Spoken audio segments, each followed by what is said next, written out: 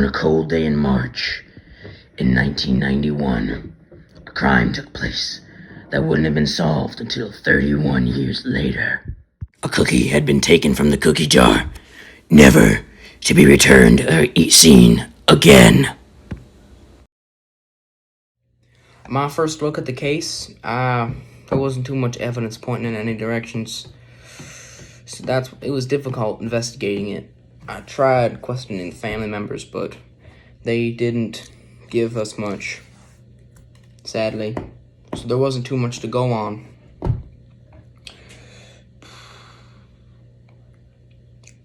I didn't know what we were going to do at first. Although the police weren't turning up anything at first, hopefully a review with their top profiler would help crack open the case, like a walnut, or in this case, a cookie.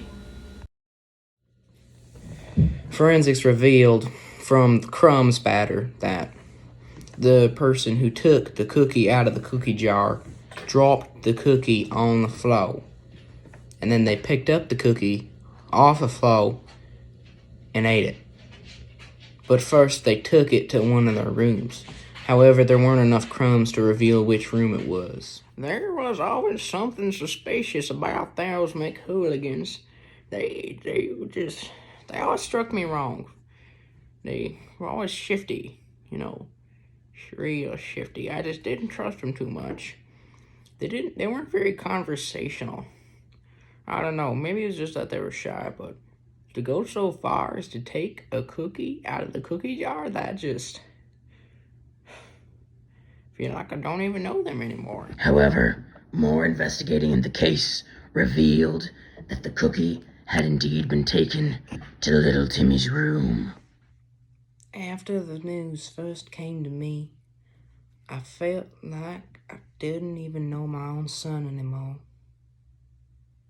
Just wasn't like him to do that sort of thing. I always thought of him as just a nice little boy. But, I don't know,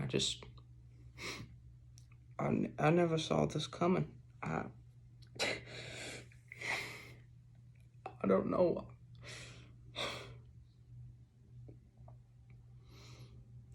I always thought that maybe it had been my husband, or maybe it just fell out, or the dog ate it, but I never thought that little Timmy would eat the cookie. It just never even crossed my mind. I'm sorry, it's very emotional for me. Ever since day one, that kid, little Timmy, he rubbed me the wrong way. Don't know what it was about it, but I don't know. Creeped me out a little bit. Like, I'd see a bird, I'd think, that is a cute bird. I like that bird. It's a nice bird. Little Timmy, he'd just see the bird and he'd think, that's a bird. I don't know. He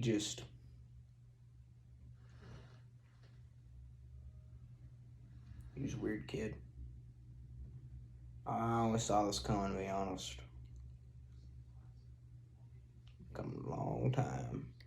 31 years after the crime had been committed, little Timmy's sister, little Susie, had come forward with a confession, leading little Timmy as the perpetrator in the crime. Immediately after the crime, I wanted to tell Mom and Dad everything I saw.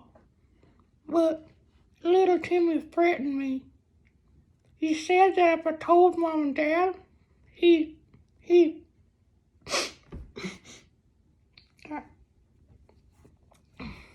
So, I didn't tell Mom and Dad.